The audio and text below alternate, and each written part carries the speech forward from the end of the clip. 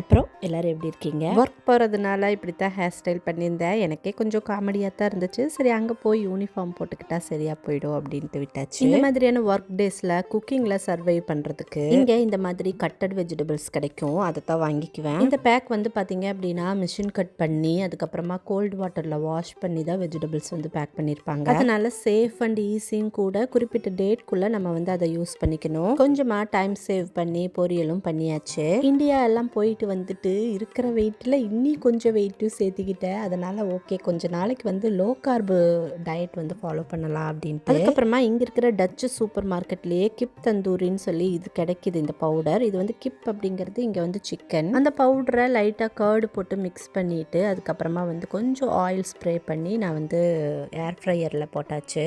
அதுக்கப்புறமா ஒயிட் ரைஸும் கையோட வச்சுட்டேன். வித்தின் 20 மினிட்ஸில் லஞ்ச் ரெடி. பிசைஞ்சு சாப்பிட்டு குடுகுடுன்னு ஒர்க்கு கூட போகிறேன்.